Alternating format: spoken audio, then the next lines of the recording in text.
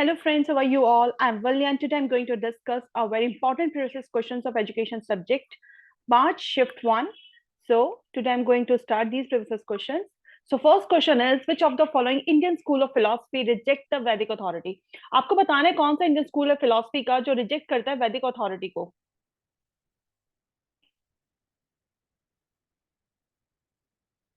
तो वैदिक अथॉरिटी को रिजेक्ट करने वाला स्कूल हमने दो स्कूल्स पढ़े। एक आपका होता है orthodox school, another one is heterodox. तो जो ऑर्थोडॉक्स स्कूल्स हैं जो वैदिक अथॉरिटी को सपोर्ट करते हैं, तो वो है आपके सांख्य फिलोसफी, न्याय फिलोसफी के एंड वैशेषिक फिलोसफी। देखिए, सांख्य,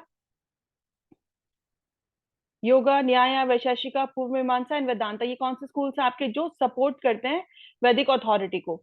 लेकिन जो आपका हेटेरोडॉक्स स्कूल्स है जिसके अंदर आपका आता है चरवाका, बुद्धिज्म एंड जैनिज्म, ये एक्सेप्ट नहीं करता, ये अथॉरिटी ऑफ वेदास को नहीं मानता। तो ये स्कूल्स होते हैं आपके Charvaka, Buddhism and Jainism. So answer क्या हो जाएगा, क्योंकि क्वेश्चन हमसे क्या पूछ रहा है, वैदिक अथॉरिटी के बारे में पूछ रहा है। तो वैदिक अथॉरिटी में जो आपका आता है वो आता है चरवाका फिलोसफी। आई विश कि आपको क्लियर हो गया होगा, क्योंकि जो संख्या, न्याय एंड वैशेषिका है ये सपोर्ट करते हैं वैदिक अथॉरिटी को, ये ऑर्थोडॉक्स स्कूल्स कहलाते हैं। और जो आपके चरवाका, बुद्धिज्म एंड जैनिज्म है वो आपका आता है हेटेरोडॉक्स स्कूल्स में, क्योंकि रिजेक्ट करता है वैदिक अथॉरिटी को। सो नेक्स्ट क्वेश्चन है हमारा, a social process takes place when there is. आपको बताना सोशल प्रोसेस कहाँ होता है, जब इंटीग्रेशन होता है, एसिमिलेशन होता है, कंपटीशन होता है, या फिर कंफ्लिक्ट होता है। जब हम सोशल प्रोसेस की बात करते हैं तो दैट मीन्स सब चीजों का एसिमिलेट करना, यू नो। एसिमिलेशन किस चीज का, सोशल प्रोसेस का, कि किस तरह से अकर्स होते हैं, किस तरह से ग्रुप्स बनते हैं, कैसे आप कल्चरल नॉर्म्स को अडॉप्ट करते हैं अपनी सोसाइटी में, वैल्यूज को आप अडॉप्ट करते हैं, किस तरह का बिहेवियर, किस तरह की सोसाइटी के साथ चीजों को आप इंटर रिलेट करते हैं। Assimilation can happen in various context, जैसे कि जब इमिग्रेंट्स या माइनॉरिटी कम्युनिटीज जो होती है किसी भी मेजोरिटी पॉपुलेशन की लैंग्वेज को अडॉप्ट करती हैं, किसी के कस्टम्स को आप अडॉप्ट करते हैं, प्रैक्टिस करते हैं, तो ये सब चीजें क्या हो जाती हैं, आपकी एसिमिलेशन के अंदर आ जाती हैं।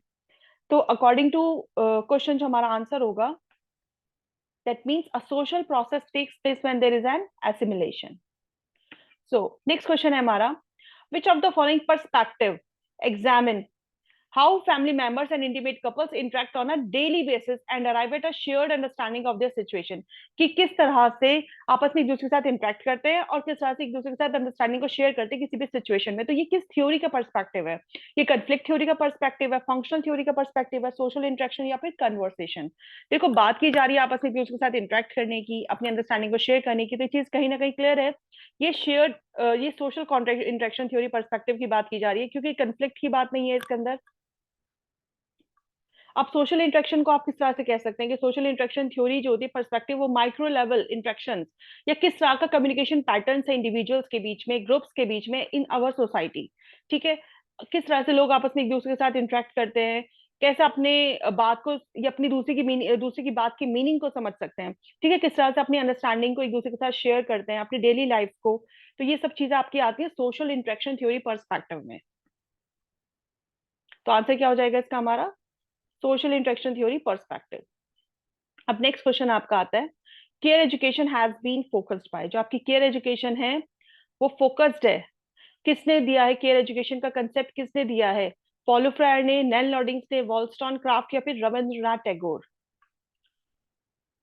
तो हमारी जो केयर एजुकेशन की बात की थी वो की थी नेल नॉर्डिंग्स ने। क्यों, नेल नॉर्डिंग्स क्या कहती हैं, वो एक एजुकेशन फिलोसफर थी जिन्होंने इंपॉर्टेंस दी थी कोर ऑफ एजुकेशन के ऊपर, कि किस तरह से आप एजुकेशन की केयर कर सकते हैं। उनकी जो फिलॉसफी थी वो इसी के ऊपर थी, और इसीलिए केयर एजुकेशन की बात जो की जाती है वो नेल नॉर्डिंग्स के साथ की जाती है, कि नॉर्डिंग्स जो एम्फसाइज करती थी कि इंपॉर्टेंस किस चीज की, रिलेशनशिप्स, कि किस तरह से आप एजुकेशन में नर्चर हो रहे हैं। Care should be at the core of education, कि आप किस तरह से अपनी केयर रिलेशनशिप अपने स्टूडेंट्स के साथ, किस तरह से रिलेशनशिप को आप मेंटेन कर पा रहे हो, क्या प्रायोरिटीज आपकी हैं, किस तरह से आप चीजों को डेवलप कर रहे हैं। तो किस तरह से आप स्टूडेंट्स का मोरल इमोशनल डेवलपमेंट को उनके साथ फोकस करते हैं। आप नोडिंग्स का जो कंसेप्ट था केयर एजुकेशन का वो यही था कि कैसे आप फोकस करते हैं स्टूडेंट्स को नर्चर करने के लिए, उनको आप कैसे उनका मोरल डेवलपमेंट को लेके, उनके इमोशनल डेवलपमेंट को लेके आप किस तरह से उनकी हेल्प करते हैं, कैसे आप उनको इंकरेज करते हैं, कैसे आप उनकी केयर करते हैं। तो ये सारी चीजें इन्होंने नैन नोडिंग्स ने अपनी केयर एजुकेशन का जो इनका मॉडल था उसमें बात की थी। तो आंसर क्या हो जाएगा इसका हमारा, क्योंकि केयर एजुकेशन किस पे फोकस करता है, नल नॉर्डिंग्स पे। नेक्स्ट क्वेश्चन आपका आता है, which of the following is not an input function of the structural function analysis. जो कि स्पेसिफिक किसने दिया था, गैब्रियल ऑलमंड ने जो बात की थी स्ट्रक्चरल फंक्शन एनालिसिस में, उसने बताया कि उसमें कौन सा ऐसा है जो इनपुट फंक्शन नहीं है, वो आपको बताना है। दैट मीन्स जो हमारे गैब्रियल एलमंड थे, इन्होंने बात की थी, एग्जामिन किया था फंक्शन और डिसफंक्शन किसके, पॉलिटिकल सिस्टम के। एलमंड ने आइडेंटिफाई किए थे बहुत सारे इनपुट फंक्शंस जो कंट्रीब्यूट करते हैं कि किस तरह से जो आपका पॉलिटिकल सिस्टम है वो फंक्शन करता है। अब उन फंक्शंस में कौन कौन से फंक्शंस इंक्लूड थे, पॉलिटिकल सोशलाइजेशन, कि आप पॉलिटिक्स को कैसे किस तरह से आप सोशलाइज करते हैं, कैसे आप उसके अंदर लोगों को, इंडिविजुअल्स को इन्वॉल्व करते हैं, रिक्रूट करते हैं, आपका जो पॉलिटिकल कम्युनिकेशन है वो किस तरह का होता है, जैसे कि आप पब्लिक स्पीचेस देते हैं, इंटरपर्सनल कम्युनिकेशन आपका है, आप अपने ओपिनियंस किस तरह से लोगों के सामने रखते हैं, और इंटरेस्ट आर्टिकुलेशन कि किसका किस तरह से किस चीज में इंटरेस्ट है। जैसे कुछ लोग, कुछ ग्रुप्स होते हैं जो सोशल मूवमेंट से ज्यादा इन्वॉल्व होते हैं, कुछ का होते हैं कुछ ऑर्गेनाइजेशंस के साथ ज्यादा इन्वॉल्व होते हैं, कि किस तरह से आप अपने पॉलिटिक्स में डिसीजंस लेते हैं। ये सब चीजें किस में आती हैं आपकी, जो गैब्रियल अल्मंड ने जो स्ट्रक्चरल फंक्शन एनालिसिस दिया था, लेकिन इन्होंने रूल फंक्शन की बात नहीं की थी। तो इसलिए रूल फंक्शन में क्या आता है, रूल फंक्शन जनरली होता है कि किस तरह से आप पॉलिसीज बना रहे हैं पॉलिटिकल सिस्टम में, क्या लॉज किस तरह से आप इंप्लीमेंट कर रहे हैं, लॉज को कैसे आप उनको रेगुलेट कर रहे हैं, लेकिन ये गैब्रियल एलिमेंट का फंक्शन नहीं था। तो अकॉर्डिंग टू क्वेश्चन, क्योंकि क्वेश्चन में आपसे क्या पूछा गया था, नॉट पूछा गया था, तो नॉट के अकॉर्डिंग आपका रूल एप्लीकेशन आपका आंसर हो जाएगा। नेक्स्ट क्वेश्चन है हमारा, which of the following is a non recurring institutional cost in India. आपको बताना है कौन सी रीअकरिंग इंस्टीट्यूशनल कॉस्ट होती है हमारे यहाँ। अब first of all, non recurring होती क्या चीज है, जो एक बार खर्च होता है, वन टाइम जिसका इन्वेस्टमेंट कर लिया आपने, फिर उसको बार बार आपको इन्वेस्टमेंट उसमें नहीं करना पड़ता, non recurring. Furniture, laboratory chemical, salary, stipend. ठीक है, सैलरी भी आपको मंथली देनी होती है, तो ये तो नहीं हो सकता non recurring institution cost. Stipend भी आपको मंथली मिलता है। केमिकल्स भी बच्चे जब यूज करते हैं, प्रैक्टिस होती है, प्रैक्टिकल्स होते हैं, तो लेबोरेटरी केमिकल्स भी खत्म होते हैं। फर्नीचर का हम ये कह सकते हैं कि जब फर्नीचर आपने एक बार, आपने कोई भी ऑर्गेनाइजेशन की बात करते हैं, स्कूल की बात करते हैं, आपने एक बार फर्नीचर लगवा दिया, आपको रेगुलर उसको चेंज करने की जरूरत नहीं है, वो एक लंबे टाइम के लिए आपकी इन्वेस्टमेंट हो जाती है। तो इस तरह से क्या होता है, आपकी नॉन रिकरिंग इंस्टीट्यूशनल कॉस्ट कहलाई जाती है इंडिया में। तो फर्नीचर क्या हो जाएगा आपका, जो सिर्फ आपका वन टाइम का एक्सपेंस होता है किसी भी चीज को स्टैब्लिश करने के लिए। इसको आप क्या बोलते हैं, नॉन रिकरिंग बोलते हैं, क्योंकि बार बार उसको रेगुलरली आपको चेंज नहीं कराना पड़ता। क्लियर हो गया question I wish. So, which of the following is a tool used for analyzing the development of a policy? आपको बताना है कौन सा टूल है जो यूज किया जाता है पॉलिसी की डेवलपमेंट को एनालाइज करने के लिए, कि जो आपने पॉलिसी इंप्लीमेंट की है वो पॉलिसी सही से चल पा रही है कि नहीं चल पा रही है। उसमें कौन सा ऐसा टूल है जिसको आप एनालाइज करते हैं, policy decision, policy assessment tool, policy analysis tool, या फिर पॉलिसी साइकिल। तो देखिए, जो आपकी पॉलिसी साइकिल है, पॉलिसी साइकिल क्या होती है, जो हम, एक बहुत हेल्पफुल फ्रेमवर्क होता है जो कि एनालाइज करने के लिए, अंडरस्टैंड करने के लिए कि जिस तरह से आपने पॉलिसी को डेवलप किया है, हेल्पफुल होता है। ये कहीं ना कहीं आपको एक प्रॉपर स्ट्रक्चर्ड अप्रोच देता है पॉलिसी मेकर्स को, कि जो आपने पॉलिसी इंप्लीमेंट किया है वो किस तरह से प्रोग्रेस कर पा रही है, जो डिसीजन आपने उसमें लिए थे थ्रू आउट द पॉलिसी वो यूजफुल है भी या नहीं है।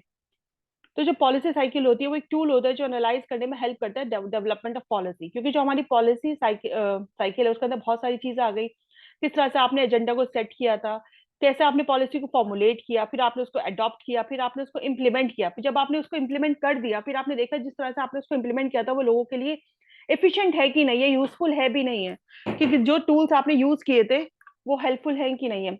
और फिर आप लास्ट में क्या करते हैं, पॉलिसी को रिव्यू करते हैं कि आपने जो पॉलिसी बनाई थी वो सही है कि नहीं है। तो अकॉर्डिंग टू दिस आंसर क्या हो जाएगा इसका, हमारा पॉलिसी साइकिल। तो आंसर क्या होगा हमारा, policy cycle, which is our correct answer. So next question है हमारा, which of the following has been proposed by National Education Policy 2020 to frame the expected learning outcomes for higher education programs? आपको बताना है किसने propose किया था NEP 2020 में frame करने के लिए expected learning outcomes for higher education programmes. General education council, higher education grants council, national higher education qualification framework, या फिर professional standard setting bodies.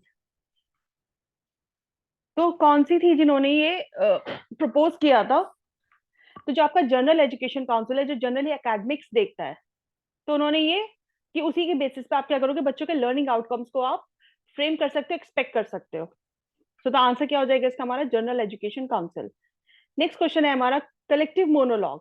Collective monologue leads to egocentric speech. Which psychologist view this strongly. किस psychologist ने इस चीज के बारे में बात की थी, कलेक्टिव मोनोलॉग के बारे में, कि जो कलेक्टिव मोनोलॉग है वो लीड करता है किसको, ईगोसेंट्रिक स्पीच को. जीन पियाजे, ली वागोत्स्की, सिगमंड फ्रूड या फिर कार्ल रोजर. बताइए क्या होगा इसका करेक्ट आंसर. तो क्या होगा इसका हमारा करेक्ट आंसर. इसका करेक्ट आंसर होगा हमारा जीन पियाजे. जीन पियाजे ने क्या बात की थी, उन्होंने जो कलेक्टिव मोनोलॉग की बात की है, कलेक्टिव मोनोलॉग ईगोसेंट्रिक स्पीच को लीड करता है. दैट मींस जो आपका ईगोसेंट्रिक स्पीच आती है वो कौन सी स्टेज में आती है, प्री ऑपरेशनल स्टेज में.